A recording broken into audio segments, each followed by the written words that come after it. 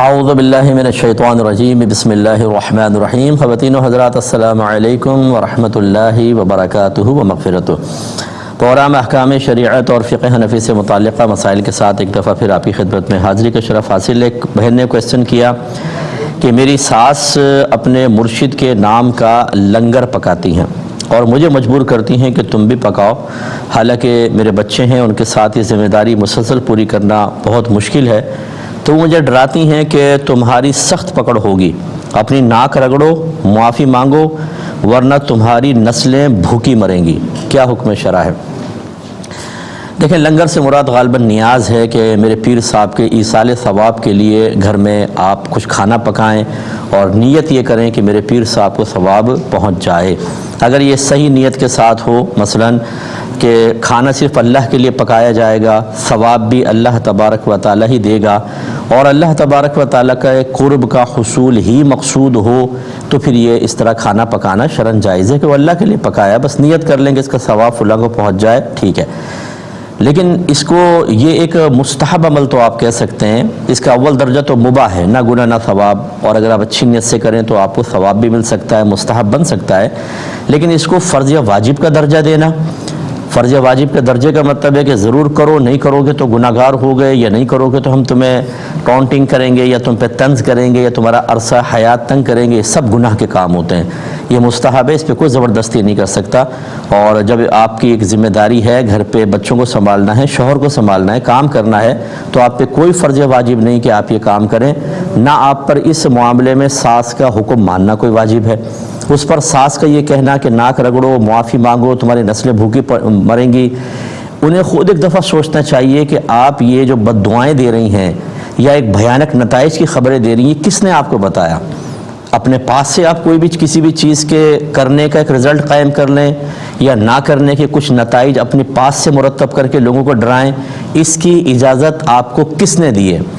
یہ تو صحابہ کرام علیہم رضوان کے لیے بھی جائز نہیں ہے کہ وہ اپنے پاس سے کسی بھی فعل کا اخروی انجام ذکر کر دیں کہ اس کا انعام یہ ملے گا، اس کی برائی یہ ہوگی، یہ سزا ملے گی، اپنے پاس سے نہیں کہہ سکتے، وہ نبی کریم صلی اللہ علیہ وسلم سے سن کر ہی کہہ سکتے ہیں۔ اور اگر کوئی صحابی نبی کریم صلی اللہ علیہ وسلم کی طرف نسبت کیے بغیر ایسی کوئی بات بیان کرتا ہے تو بعد والوں پر واجب ہوگا کہ وہ یہی حسن ظن قائم کریں کہ یہ نبی کریم صلی اللہ علیہ وسلم نے انہیں بتایا ہوگا، تبھی انہوں نے آگے ذکر کیا ہے۔ یعنی ایک صحابی بھی اپنے پاس سے کچھ نہیں کر سکتا، اور یہاں پر یہ بیٹھ گئیں اور تمام چیزیں بیان کر رہی ہیں، شدید گناہ گار ہیں۔ آپ اپنا روٹین جاری رکھیں، ان کا کہنا ہرگز ماننے کی حاجت نہیں ہے، اس میں ان کو پیار محبت سے سمجھایا جائے، آپ کی کوئی گرفت نہیں ہوگی۔ ٹھیک ہے، بھائی کہتے ہیں کہ میں نے کسی کو قرض دیا تھا، اس نے آدھا مجھے قرضہ لوٹا دیا ہے اور آدھا باقی ہے، لیکن جب میں نے زکوٰۃ نکالی تو جو اس پہ قرضہ باقی تھا اس کی بھی زکوٰۃ نکال دی، تو جو میں نے زکوٰۃ نکالی وہ فرض ادا ہوئی یا نفل ہوئی؟ یعنی غالباً کے کہنے کا پوچھنے کا مقصد یہ ہے کہ پہلے وہ مال میرے قبضے میں آ جاتا، پھر میں اس کی زکوٰۃ نکالتا تو فرض ادا ہوتی، ابھی چونکہ قبضے میں نہیں آیا، پہلے نکال دی، تو یہ فرض ہے یا نفل؟ دیکھیں، یہ فرض ہے، ٹھیک ہے۔ اگر آپ کا قرضہ ہے اور وہ اقرار کر رہا ہے، منع نہیں کرتا ہے، تو آپ ایڈوانس بھی اس کی زکوٰۃ نکال سکتے ہیں، اگرچہ آپ کے لیے جائز تھا کہ آپ ویٹ کرتے، جب وہ قرض ملتا تو اس پر آپ زکوٰۃ ادا کرتے بناتے ہر سال جائیں گے، یعنی جو آپ کا ٹوٹل مال ہے جو آپ نے قرض دیا اس کو اس میں ملا کر زکوٰۃ کا حساب کریں گے۔ پھر جو اس مال کی زکوٰۃ بن رہی ہے وہ ادا کرنا واجب نہیں ہے، اس کی ادائیگی اس وقت واجب ہوگی جب وہ مال آپ کے قبضے میں آئے گا، لیکن اگر آپ اس کے قبضے سے پہلے ہی وہ زکوٰۃ ادا کرنا چاہیں تو بالکل ادا ہو جائے گی اور فرض ہی ادا ہوگی۔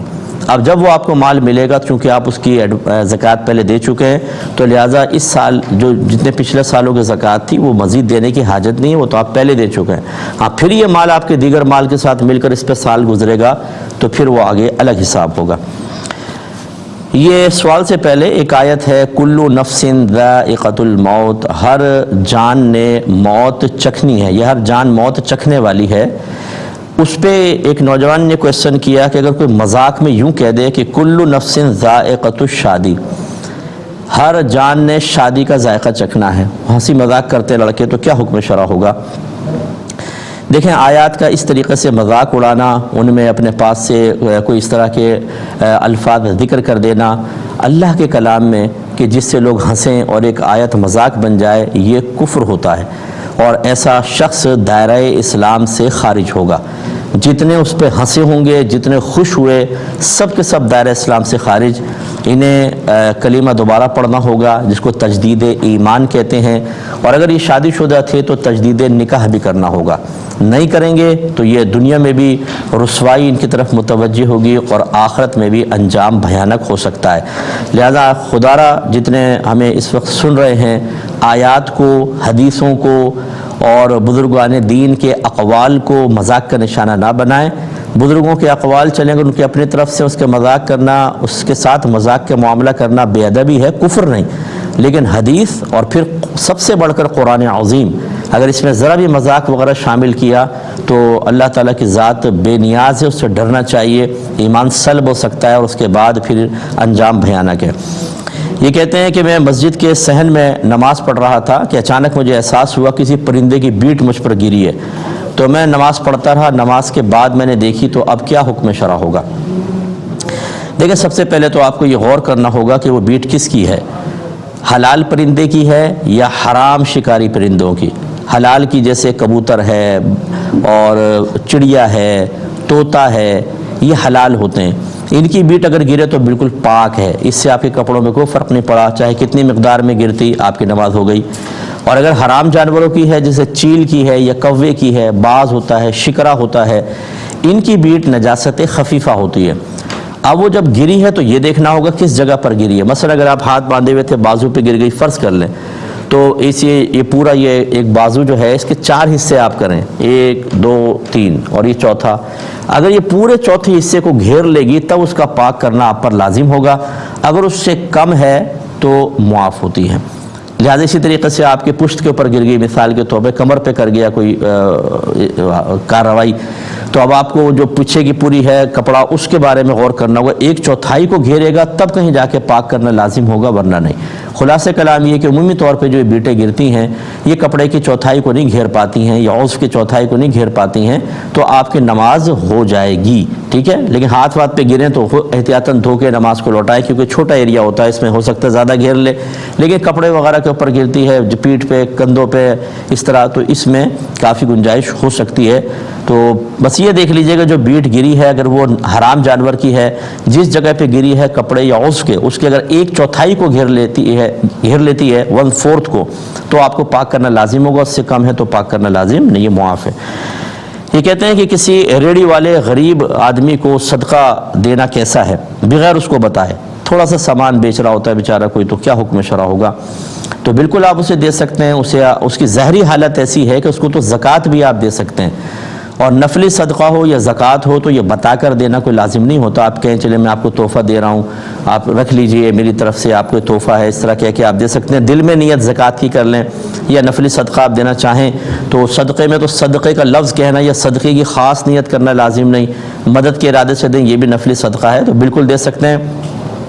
اور میں اکثر اپنے بہن بھائیوں کو گزارش کرتا ہوں کہ یہ جو پیشہ ور فقیر مانگتے ہیں ان کو دینے کے بجائے ان کام کرنے والوں کو دیں، جو ریڑھی لگائے ہوئے بیچارہ کوئی پھل بیچ رہا ہے، کوئی چنے وغیرہ بیچ رہا ہوتا ہے تھوڑے سے، آپ بیٹھ کے انٹرویو کر کے دیکھیں، اس کے پیچھے پوری فیملی ہوتی ہے، سارا دن میں جو کچھ کما کے جاتا ہے بیچارہ اس سے گزارا ہوتا ہے بڑی مشکل سے، اور آج کل کی ہوش ربا مہنگائی جو ہمارے پاکستان میں ایک بھوت اور جن بن کے ہم پہ مسلط ہو گئی ہے، بھیانک بھوت، اس کی وجہ بات تو دیکھیں ذرا حال کیا ہے گھروں کے اندر۔ تو ایسے لوگوں کی مدد کریں جو بھیک نہیں مانگ رہے کسی کے سامنے، سارا دن چنے کی وہ بالٹی اٹھا کے ادھر سے ادھر جا کر وہ بیچتا ضرور ہے لیکن کسی کے سامنے ہاتھ نہیں پھیلاتا، اس کو پیسہ دیں۔ آپ جیسے 10 روپے کی چیز لیں، 100 روپے دے دیں گے، باقی رکھ لو کوئی بات نہیں، تو یہ آپ کے لیے بہت بڑا ثواب بھی جاریہ بھی ہوگا، ثواب بھی آپ کو ملے گا، اور اس کے دل میں جو آپ نے خوشی داخل کی ہو سکتا ہے نامعلوم کتنے آپ کے گناہوں کا کفارہ بن جائے، ایسے لوگوں کی مدد کریں۔ یہ کہتی ہیں بہن کہ اگر شوہر دوسری شادی کر لے تو پہلی کا حق کیا ہوگا؟ پھر کہتے ہیں شوہر کی پہلی کا کیا ہوگا؟ شوہر کی محبت پر، اور کیا شوہر پہلی کو اس کے حق سے یہ کہہ کر محروم کر سکتا ہے کہ تم اس قابل ہی نہیں ہو؟ کیا حکم شرع ہوگا؟ دیکھیں مسئلہ یہ ہے کہ جو حضرات اگر ایسے کوئی بھائی ہمیں سن رہے ہیں جو دوسری شادی کر چکے ہیں یا کرنے کے خواہاں ہیں، یاد رکھیں کہ پہلی بیوی کا رویہ کیسا بھی ہو، وہ کتنی ہی بد اخلاق ہو، دیگر معاملات ہوں، شریعت نے یہ نہیں کہا کہ اس کی بد اخلاقی یا اس کی برائی کی وجہ سے آپ اس کا حق ادا نہیں کریں گے، اس کے اپنے حقوق ہیں وہ آپ کو کرنے ہوتے ہیں۔ یہ یاد رکھیں کہ نمبر 1 نان نفقہ، اس میں کوئی برابری لازم نہیں ہوتی۔ نان نفقے کا مطلب کھانا پینا، لباس اور رہائش، اس میں فرق ہو سکتا ہے۔ مثلا شوہر نے پہلی بیوی کی وہ مالدار تھی، دوسری کی غریب بچی سے، تو اور یہ خود مالدار ہے، تو مالدار کو مالدار والا اس کو نان نفقہ دینا ہوگا، اور غریب بچی کو اوسط درجے کا دینا ہوگا۔ مثلا اگر 3 بیویاں ہوتی ہیں، ایک درمیان ایک مڈل کلاس کی، تو مڈل کلاس والی کا اس کو دینا ہوگا۔ ٹھیک ہے نا، آپ دیکھیں فرق آ گیا اس میں عدل کا مطلب یہ نہیں ہے کہ جو نان نفقہ اس کو دے رہا ہے اس کو بھی دے، نان نفقے میں یہ فرق ہو سکتا ہے۔ اس کے علاوہ پھر باری مقرر کرنے کا معاملہ ہوتا ہے کہ جب 2 بیویاں ہوں تو ایک رات ایک کے پاس، دوسرے کے پاس دوسری رات، یا 2 دن یہاں 2 دن یہاں، ایک ہفتہ یہاں تو ایک ہفتہ یہاں، اس میں برابری واجب ہے۔ اور اس میں نہیں دیکھا جاتا کہ آپ کو وہ پسند ہے یا نہیں ہے، اس کی عمر زیادہ ہے یا کم ہے، وہ کنواری ہے یا کوئی کسی بیوہ سے آپ نے نکاح کیا تھا، اس میں سب عورتیں برابر ہوتی ہیں بالکل۔ ہمارے نبی کریم صلی اللہ علیہ وسلم کے ازواج مطہرات میں سیدہ عائشہ صدیقہ رضی اللہ تعالی عنہا کنواری خاتون تھیں، باقی سب جو تھیں مطلقہ یا بیوہ تھیں، لیکن رحمت کونین صلی اللہ علیہ وسلم نے سب کی باریاں مقرر فرمائی تھیں۔ اس کے علاوہ جو اضافی کوئی بھی چیز آپ دیتے ہیں اس میں بھی عدل واجب ہوتا ہے، یعنی ایک بیوی کے لیے اگر پھل لے کر آئیں تو دوسری کے لیے بھی اتنا پھل لانا ہوگا، ایک کو پان لا کر دیا ہے تو دوسری کو بھی پان لا کر دینا ہوگا۔ اس سے وہ شوہر نامدار ذرا سبق حاصل کریں جو 2 بیویوں کے خواب تو دیکھ رہے ہیں بیٹھ کر، لیکن یہ نہیں پتا کہ میدان معاشر میں دونوں آپ کے بال نوچ رہی ہوں گی اگر آپ نے دونوں کا حق صحیح طریقے سے ادا نہیں کیا ہوگا۔ اب جیسے یہ حضرت ہیں، تم اس قابل ہی نہیں ہو کہ میں تمہارا حق ادا کروں، تو آپ کس قابل ہیں؟ ذرا اگر آپ کا انٹرویو لیا جائے تو پتہ چلے نا کہ آپ تو بالکل ہی قابل نہیں تھے، کیونکہ آپ نے ایک بیوی کو اس کے حق سے محروم کر کے دوسری سے نکاح کر لیا اور اس کا حق ادا نہیں کر رہے، تو آپ کیا قابل انسان کہلائیں گے؟ آپ تو ظالم انسان کہلائیں گے۔ آپ ظلم کر رہے ہیں کہ کسی کا حق ادا نہیں کر رہے ہیں، تو آپ کیسے اچھے ہو گئے؟ تو جن بعض مسائل یا عادات اطوار یا کچھ اور چیزوں کی وجہ سے آپ ایک بیوی کو یہ سمجھ رہے ہیں کہ یہ میرے قابل نہیں، شریعت یہ کہہ رہی ہے کہ آپ بھی اس قابل نہیں ہیں کہ آپ دوسری شادی کرتے، بلکہ پہلی کی بھی قابل نہیں ہیں، کیونکہ نہ آپ کو علم دین پتہ ہے، نہ آپ حق ادا کرنے کے لیے تیار ہیں۔ اب ایسے شوہر جو ہم سے ناراض ہو جاتے ہیں کہ جب آئینہ دکھاؤ تو ناراضگی ہوتی ہے۔ بھئی پہلے آپ شریعت سیکھیں، یہ میرا مسئلہ تو نہیں ہے، اگر میری ذاتی رائے ہو آپ میری گرفت کر سکتے ہیں، لیکن یہ تو شریعت کہہ رہی ہے۔ اللہ سمجھنے کی توفیق عطا فرمائے۔ مختصر سا بریک لیں گے، ہمیں یقین ہے آپ ہمارے ساتھ ہی رہیں گے۔ چلیں پہلے لے لیتے ہیں۔ انہوں نے کہا کہ کوئی خاتون آنکھ میں بار بار پانی ڈالتی ہیں، ہو سکتا ہے خشک ہو جاتی ہو یا کوئی اور پرابلم ہوتی ہو، تو حالت روزہ کا کیا حکم ہوگا؟ دیکھیں جو دوا ہم ڈالتے ہیں نا، یہ لیکوڈ بہت ہی تھک، بہت ہی باریک ہوتا ہے، تھن ہوتا ہے بہت ہی زیادہ، تو اس کا گمان یہ ہوتا ہے، اور اکثر ہوتا بھی ایسا ہے کہ جب آپ ڈراپ ڈالتے ہیں تو بعض اوقات حلق میں کڑوا سا ذائقہ محسوس ہوتا ہے، تو لہذا چونکہ آنکھ اور حلق کے درمیان ایک روٹ اور پیسج ثابت ہوتا ہے، اس لیے اگر حالت روزہ میں دوا ڈالیں گے تو روزہ ٹوٹ جائے گا۔ لیکن پانی بہت موٹا ہوتا ہے، یعنی اس کی سرفیس جو ہوتی ہے، جو سطح ہوتی ہے وہ اتنی موٹی ہوتی ہے کہ یہ اندر نہیں جاتا، بلکہ اگر آپ ویسے ہی پانی ڈالیں تو دیکھیں آنکھ کے ان میں رہے گا اور نکل جاتا ہے۔ اس لیے اس حالت میں، حالت روزہ میں پانی ڈالنے میں مسئلہ نہیں، اور ویسے بھی وضو کرنا ہم پر فرض ہوتا ہے حالت روزہ میں، جب ہم پانی ڈالتے ہیں تو آنکھ میں بھی تھوڑا بہت صلاحیت تو کرتا ہے لیکن اندر نہیں اترتا ہے، لہذا ان خاتون کا یہ فعل صحیح ہے، حالت روزہ میں کر سکتی ہیں، کوئی مسئلہ نہیں ہے۔ دوسرا کہتے ہیں کہ سنا یہ ہے کہ جب کوئی بلند آواز سے قرآن پڑھے تو کچھ لوگوں پر سننا لازم ہے، جو سننے کی غرض سے آئیں تو سب پہ لازم ہے، ورنہ کم از کم ایک آدمی بھی سن لے تو پھر سب بری ذمہ ہوں گے، ورنہ پڑھنے والا گناہگار ہوگا۔ لیکن کسی نے کہا کہ جب اس پڑھنے والا سنانے کی نیت سے بلند آواز سے پڑھے تو وہ نہیں سننے کی بنا پہ گناہگار ہوں گے، اگر وہ نیت ہی نہ کرے پھر کوئی مسئلہ نہیں ہے۔ دیکھیں جس نے بھی یہ کہا بالکل غلط کہا ہے۔ مسجد کے اسپیکر اگر آپ چلا دیں گے اور آپ کہیں ہمارے سنانے کی نیت نہیں ہے، لازم بات ہے دوسرے تک تو قرآن پہنچے گا، اور قرآن نے مطلقاً کہا ہے کہ جب قرآن بلند آواز سے پڑھا جائے تو اس کو خاموش ہو جاؤ اور غور سے اس کو سنو۔ یہ کہا کہ سامنے والے کی نیت دریافت کرو، لہٰذا جس پھلجڑی لگائی ہے کسی نے الگ لگائی ہے، غلط ہے۔ جب قرآن بلند آواز سے پڑھا جائے تو جتنا مجمع سننے کی غرض سے آیا ہے سب پر خاموشی سے سننا فرض ہوگا۔ جیسے محفل ہو رہی ہوتی ہے، کہتے ہیں میں خاموش ہونا، قرات ہو رہی ہے، اب یہ سب چونکہ سننے کی نیت سے آئے، ایک ایک آدمی کو سننا لازم ہوگا۔ اور اگر بلند آواز سے جیسے دکانوں پہ بعض اوقات بازار میں قرات لگا دیتے ہیں تو لوگ سننے کی نیت سے تو نہیں آئے ہوتے، تو کم از کم ایک آدمی بھی اگر سن لے گا تو یہ بھی نہیں گناہگار ہوگا، اور ٹھیک ہے۔ لیکن کوئی بھی نہیں سن رہا اور اس نے بلند آواز سے لگا دی تو یہ لگانے والا گناہگار ہوگا۔ اس میں لگانے والے کی نیت، قصد یا ارادے کا کوئی اعتبار نہیں ہے، بس بلند آواز سے لگائے گا اور لوگ نہیں سنیں گے تو گناہگار ہوگا، لہٰذا جس نے یہ جملہ کہا اس نے غلط کہا۔ ایک کالر ہمارے ساتھ ہیں، السلام علیکم۔ وعلیکم السلام۔ جی جی مفتی صاحب، میرا سوال یہ ہے کہ یہ جو منت کے روزے ہیں ان کا کفارہ کیا، اور دوسرا سوال بھی ہے۔ منت کے روزوں کا کفارہ کیا مطلب؟ جی منت کے روزے ہیں، اب نہیں رکھ سکتے تو ان کا کیا کفارہ ہوگا؟ نہ رکھنے کی وجہ؟ یہ شوگر اور بلڈ ہے، بلڈ پریشر۔ ٹھیک ہے میں بتاتا ہوں۔ اور دوسرا سوال یہ ہے کہ یہ جو شریف کے ختم پہ عورتیں مائک پہ پڑھتی ہیں اور باہر مرد سنتے ہیں، یہ ٹھیک ہے یا نہیں؟ کون پڑھ رہا ہے؟ عورت پڑھ رہی ہے؟ جی کل شریف کے ختم پہ آپ گھروں میں بھی عورتیں مائک پہ پڑھتی ہیں۔ ٹھیک ہے میں بتاتا ہوں۔ ایک اور کالر ہیں، السلام علیکم۔ جی وعلیکم السلام۔ مفتی صاحب ٹھیک ہیں آپ؟ اللہ کا بڑا کرم۔ مفتی صاحب وقار بات کر رہا ہوں۔ جی۔ مفتی صاحب میرا سوال یہ تھا کہ مثال کے طور پہ میں 100 روپے صدقہ دیتا ہوں ڈیلی نا، اور میں چاہتا ہوں کہ یہ 8-10 دن میں جمع کر کے 1000-1500 کر کے پھر کسی ضرورت مند کو دوں، تو وہ جو 8-10 دن میں رکھتا ہوں وہ پیسے رکھ کے، تو اس کی جو ہے وہ شریعتاً کیا حکم ہوگا اس کے لیے؟ صحیح ہے۔ اور بس جزاک اللہ۔ میں انشاءاللہ عرض کرتا ہوں۔ ایک اور کالر ہیں، السلام علیکم۔ ڈراپ ہو گئی۔ یہ بچی نے غالباً یہ صرف پڑھ رہی ہوں گی کسی سے، یعنی عربک گرامر، اس میں ایک صرف کا موضوع ہوتا ہے، اس میں گردان ہوتی ہے، تو باقی کو تو سمجھ میں نہیں آئے گا، لیکن چلیں بچی نے کویسچن کیا، بیٹا 3 لفظ یاد کرو، جیسے دربا دربا دربو، دربا دربا دربو، دربا دربا دربو، جب یہ یاد ہو جائیں تو پھر دربتا دربت دربتا دربنا، پھر یہ 3 ملا لیں، پھر یہ اس طرح کر کے پھر۔ اور ہمارے استاد محترم نے ہمیں بتایا تھا کہ اس کو پختہ کرنا چاہیں تو پہلے آپ سیدھا یاد کر لیں، پھر ریورس نیچے سے اس کو ریپیٹ کریں بار بار، جو سب سے 14واں صیغہ ہے اس کو پہلے پڑھیں، پھر 13واں 12واں 11واں، یعنی الٹی بار بار گردان آپ پڑھتے جائیں، بہت ہی پکی یاد ہوتی ہے۔ اور کسی کو اپنا شاگرد بنا لیں، ان کو آپ کہیں گردان آپ مجھے سنائیں، تو اس طرح سننے سے بھی یاد ہوتا ہے۔ ایک بہترین طریقہ یہ بھی میں آپ کو عرض کر دوں کہ آپ گردان کو ریکارڈ کر لیں، اور ریکارڈ کر کے جیسے وہ لگاتے ہیں کان میں ہینڈ فری لگا کر آپ سنتی رہیں 10-5 دفعہ، پھر خود پڑھیں گی ایک دم زبان فلوئنسی کے ساتھ چلے گی، کیونکہ یہاں پہ نقش بیٹھ جاتا ہے۔ یہ بہن نے فرمایا کہ منت کے روزے مانے تھے، لیکن بلڈ پریشر ہے اور شوگر ہے، اس کی وجہ سے رکھنا ممکن نہیں ہے، تو کفارہ کیا ہوگا؟ دیکھیں شوگر اور بلڈ پریشر کوئی ایسی چیز نہیں ہے کہ جس کی بنا پر کسی بھی حالت میں آپ روزہ نہیں رکھ سکتی ہیں۔ یعنی خلاصہ کلام یہ کہ اگر سردیاں ہیں مثال کے طور پہ، دن چھوٹے ہیں اور آپ آسانی سے کوئی ٹیبلٹ وغیرہ جیسے سحری میں کھا لی آپ نے اور پورا دن ایزیلی گزار سکتی ہیں، تو پھر آپ کو منت کے روزے ہی رکھنے ہوں گے۔ کفارہ بہت آخری صورتحال ہوتی ہے۔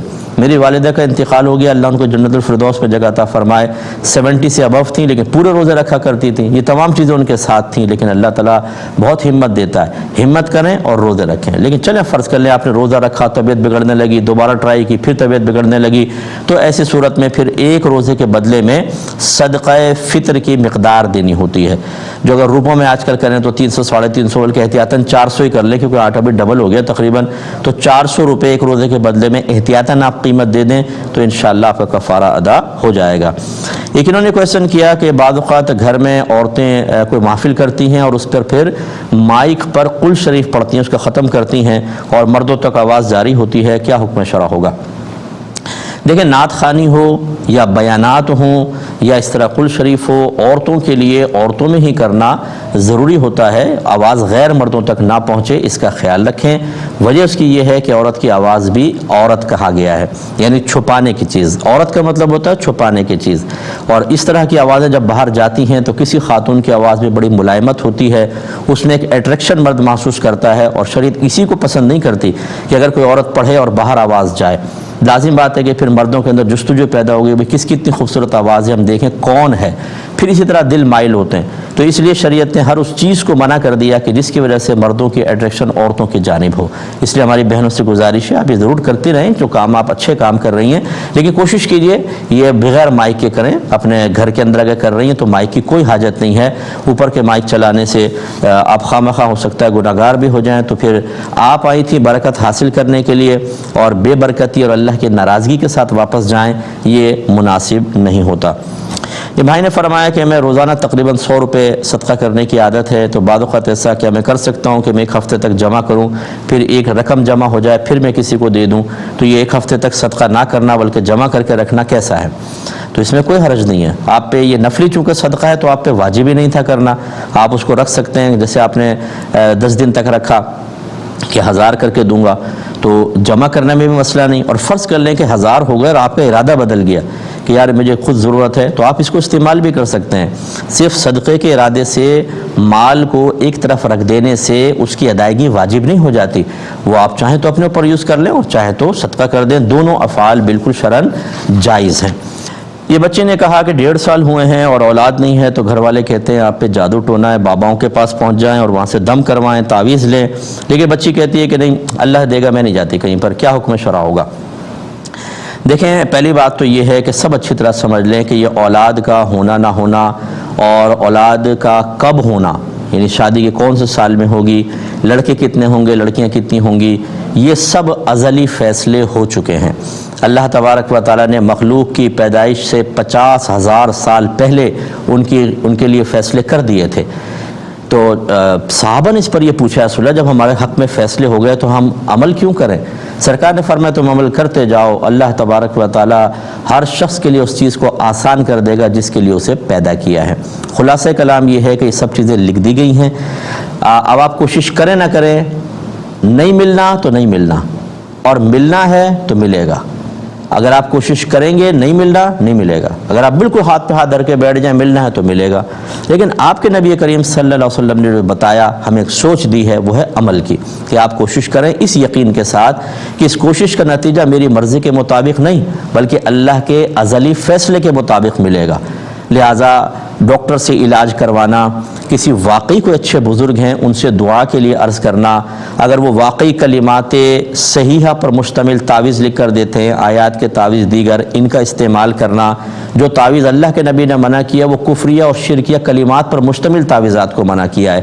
اللہ کے پاکیزہ کلمات کو کیسے سرکار منع کر سکتے ہیں؟ یہ بھی ایک بات بعضوں کے وہم ہوتا ہے۔ سرکار نے اس سے پوچھا گیا رسول اللہ کہ ہم دم سے علاج کر سکتے ہیں؟ فرمایا جس چیز سے تم دم کرنا چاہتے ہو اسے میرے سامنے پیش کرو، اگر وہ کلمات کفر و شرک ہوگا تو اس سے نہ کرو، اگر پاکیزہ کلمات ہے تو دم کر سکتے ہو۔ تو بیٹا یہ ایک علاج جو ہے یہ بھی سنت مبارکہ ہے، سرکار نے اپنا علاج فرمایا، چاہے وہ دیگر چیزوں کے ساتھ صحابہ کرام کے لیے دعائیں کی ہیں، ان کو وظائف بھی سرکار نے عطا فرمائے ہیں۔ اس لیے پہلی بات تو یہ کہ اللہ کی طرف متوجہ رہیں۔ بالکل آپ سے صحیح کہا کہ دینے والی ذات اللہ تبارک و تعالیٰ کی ہے، وہی مشکل کشا ہے، وہی ہمارے مسائل حل کر سکتا ہے، اسی کے خزانے بھرے ہوئے ہیں، وہ چاہے تو کوئی ہمیں ایک تنکا بھی نہیں دے سکتا۔ لیکن اللہ کی عادت کریمہ یہ جاری ہے کہ اللہ تعالیٰ وسائل سے عطا فرما دیتا ہے۔ دنیا کی کوئی چیز آپ کو براہ راست نہیں ملی ہوگی، جو آسمان سے گر کے ملی ہے مجھے بتائیں، میں آپ کے ہاتھ چوموں کہ آپ بڑے بزرگ ہیں، ہر چیز اللہ کسی وسیلے سے عطا فرماتا ہے۔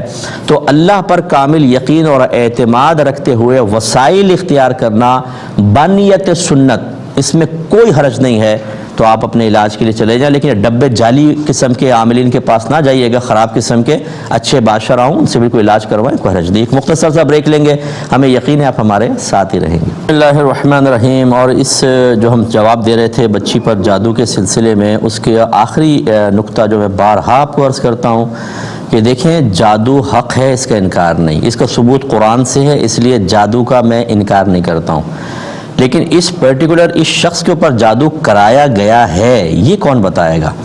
کیا اللہ نے بتایا؟ نہیں۔ رسول نے بتایا؟ نہیں۔ جب اللہ اور رسول کی طرف سے نہیں بتایا گیا تو سمجھ لیجیے کہ 100% شیورٹی کبھی نہیں ہو سکتی ہے، کوئی کامل یقین سے نہیں بتا سکتا، یعنی یقینی طور پہ نہیں بتا سکتا کہ فلاں کو جادو ہے۔ اگر کوئی کہے نہیں ہم بتا سکتے ہیں تو پھر میں گزارش کرتا ہوں آپ لوگوں سے ایسے شخص کے پاس جا کر کہیں، جب تم اپنے عملیات سے، عمل سے یا اپنے علم سے یا کسی ذائچے کے ذریعے بتا سکتے ہو کہ مجھ پہ جادو ہے کہ نہیں، تو پھر یہ بھی بتا سکتے ہو کہ میں کیا کھا کر آیا ہوں، بتاؤ میرے کتنے بچے ہیں، میری جیب میں اس وقت کیا ہے، اس جیب میں کیا ہے، اس میں کیا ہے، فرنٹ پاکٹ کے اندر کیا ہے، اور پینٹ پہنے ہوئے تو بیک پاکٹ کے اندر کیا ہے، بتاؤ ذرا مجھے، اپنے ذائچہ نکال کے۔ نہیں بتا سکیں گے۔ اس سے آپ کو ایک اطمینان ہو جائے گا کہ سامنے والا اگر کچھ کہہ رہا ہے تو کوئی ولی، کوئی نبی نہیں ہے کہ وحی الہی اس کو حاصل ہوئی ہے، یہ الہام خداوندی سے وہ بتا رہا ہے۔ وہ غلط بھی ہو سکتا ہے، صحیح بھی ہو سکتا ہے۔ یہ میں اس لیے آپ کو عرض کر رہا ہوں کہ اتنا ہم وسوسوں کے شکار ہو جاتے ہیں کہ اگر کچھ سلجھا ہوا آدمی کہے نہیں آپ پر جادو نہیں ہے، اور دوسرا کہے کہ اتنا خطرناک سفلی ہے کہ مار دے گا یہ آپ کو، تو آپ کو کبھی اس کا یقین حاصل نہیں ہوگا جو کہہ رہا ہے کہ نہیں ہے، اسی کا یقین حاصل ہوگا جو کہہ رہا ہے کہ ہے۔ یہ کیوں آپ نے اتنے یقینی طور پہ اپنے ذہن میں بٹھا لی بات؟ اب جیسے گھر والوں نے کہا اولاد اس لیے نہیں ہو رہی کہ جادو ہے۔ ارے بھائی آپ کو کیسے پتہ چلا جادو ہے؟ جی فلاں نے کہا تھا۔ اگر فلاں کا کہنا اتنا ہی اچھا ہے تو پھر اور کے بارے میں بھی معلوم کریں، ذرا اپنے شوہر کے بارے میں پتہ کریں، اس کے عادات و اطوار کیا ہیں، وہ کیا کرتا ہے پیٹھ پیچھے، ذرا بتا سکے گا وہ؟ یہ غیبی امور پر کوئی 100% شیورٹی کے ساتھ مطلع نہیں ہو سکتا ہے۔ دوسری بات بیٹا یہ ذہن میں رکھیے آپ، اور آپ کی وساطت سے جتنے اس وقت مجھے سن رہے ہیں سب اپنے ذہن میں رکھیں، کوئی چاہے جادو کرائے ٹونا کروائے، اگر اللہ کا ازلی فیصلہ ہے کہ مجھے ایک چیز ملے گی اور کسی نے جادو کرایا کہ اس کو نہ ملے، سارے جادو اگر ناکام ہوں گے مجھے وہ چیز ضرور ملے گی، کیونکہ کوئی اللہ کے فیصلے کو بدلنے والا نہیں ہے، کوئی اللہ سے زیادہ طاقتور نہیں ہے۔ اور اگر اللہ تعالیٰ چاہے کہ مجھے وہ چیز نہیں ملے گی، ساری دنیا بھر کے بابا عامل مزارات پہ جا کے منتیں مان لیں، وہ چیز مجھے نہیں ملے گی، اس لیے کہ اللہ کا فیصلہ ہے کہ نہیں ملے گی۔ یہ اعتقاد کیوں نہیں مضبوط کرتے؟ آپ کوئی کہتا ہے جی آپ پہ بندش کروا دی ہے، آپ پہ جادو کروا دیا ہے، یا آپ کا رشتہ نہیں ہو رہا ہے، کیا اس کو یہ پتہ ہے کہ اللہ تبارک و تعالیٰ رشتہ کروانا چاہتا ہے کہ نہیں؟ اگر اللہ تعالیٰ کروانا چاہتا ہے تو کون روک سکتا ہے؟ یہ ہمیشہ یاد رکھیں، اس کے جادو ٹونے سے کچھ نہیں ہو رہا، اصل میں اللہ تبارک و تعالیٰ کا ازلی فیصلہ کار فرما ہے۔ اس کا جادو ٹونا کروانا غلط ضرور تھا، لیکن اگر آپ کے بچے نہیں ہو رہے تو کوئی آپ کے بچے نہیں روک سکتا اگر اللہ دینا چاہے۔ میں آپ سے پوچھتا ہوں نا، مسلمانوں سے پوچھتا ہوں، مجھے جواب دیں، اللہ کسی کو اولاد دینا چاہے اور سامنے والے نے جادو کروا دیا کہ اس کے اولاد نہ ہو، بتائیں کون کامیاب ہوگا؟ اللہ کا فیصلہ کامیاب ہوگا، اللہ کا فیصلہ نافذ ہوگا، یا یہ شخص کامیاب ہوگا؟ آپ کا جواب یہ ہوگا کہ اللہ کے فیصلے کو کون بدل سکتا ہے۔ تو پھر توجہ کس کی طرف ہونی چاہیے؟ ان کی طرف کہ اللہ کی طرف؟ لیکن اس کے باوجود میں کہہ رہا ہوں کہ علاج کروانے میں مسئلہ نہیں ہے، لیکن آپ جب ڈپریشن کا شکار ہو جاتے ہیں، آپ وسوسوں کے شکار ہو جاتے ہیں، آپ جب کوئی کہتا ہے کہ جی آپ پہ جادو ہے، آپ اتنا کامل یقین کر لیتے ہیں جیسے کہ وحی الہی نازل ہو گئی، اور جب وہ کہتا ہے کہ آپ کی یہ والدہ کی طرف سے کسی نے کروایا، ننیال کی طرف سے، تو آپ خالاؤں سے بدزن ہو جاتے ہیں، ددیال کی طرف سے تو پھپھیوں سے بدزن ہو گئی۔ ارے بھائی وہ وحی الہی تو نہیں آئی اس کے پاس کہ وہ اگر کہہ دے تو آپ اس سے بدزن ہو جائیں۔ اور یہ آج کل ہر ایک شخص آپ کہیں جی کیا ہے، یہ ہے، کیا ہے، یہ ہے، جادو ٹونا فلاں لوگوں کو بالکل ضعیف الاعتقاد بنا دیا ہے۔ ارے بھائی اللہ تبارک و تعالیٰ نے ازلی فیصلے فرمائے، اللہ کی رضا پہ راضی رہیں۔ حضرت ابن عباس کی روایت میں کتنے دفعہ آپ کو سنا چکا ہوں، نبی کریم صلی اللہ علیہ وسلم نے حضرت ابن عباس رضی اللہ تعالی عنہما سے فرمایا کہ ابن عباس اگر یہ ساری دنیا تجھے نقصان پہنچانے پر جمع ہو جائے اتنا ہی نقصان پہنچا سکتی ہے جتنا اللہ نے تیری قسمت میں لکھا ہے، اور اگر یہ سارے تجھے فائدہ پہنچانے پر جمع ہو جائیں اتنا ہی فائدہ پہنچا سکیں گے جتنا اللہ نے تیری قسمت میں لکھا ہے۔ اللہ کا کرم ہے، زمانہ طالب علم سے حدیث یہاں ہے میرے، میں نہ کسی سے گھبراتا ہوں کہ یہ کر دے گا وہ کر دے گا، نہ کسی کی مسکا پالش کرتا ہوں جھوٹے اس کے لیے تعریفی کلمات کہنا کہ مجھے بینیفٹ حاصل ہو جائیں۔ جو اللہ تعالیٰ دینے کا ارادہ رکھتا ہے کوئی روک نہیں سکتا، جو نہیں دینے کا ارادہ رکھتا وہ کوئی مجھے دے نہیں سکتا، تو میں کیوں ناجائز کام کروں؟ اس لیے اعتقاد مضبوط رکھیں۔ اب آپ کسی کے پاس جا کے علاج کروائیں، کوئی مسئلہ نہیں ہے، اور بعض اوقات تو جادو ٹونا ہوتا ہی نہیں ہے، کہتے ہیں اپنے دھندے چلانے کے لیے جادو ہے ٹونا ہے، اور پھر آپ سے پیسے اینٹتے رہیں گے، تو آپ بیٹا چلی جائیں ذرا، لیکن ریزرو رہیے گا، بہت کلوز نہ ہو۔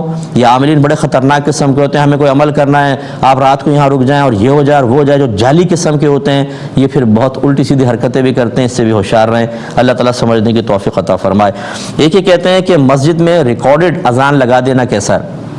نماز کا ٹائم ہوا، حرمین شریفان والی اذان ریکارڈ پہ لگا دی تاکہ لوگ سنیں اور خوبصورت سی آواز آئے، کیا حکم شرع ہوگا؟ دیکھیں یہ سنت متوارثہ کے بالکل خلاف ہے۔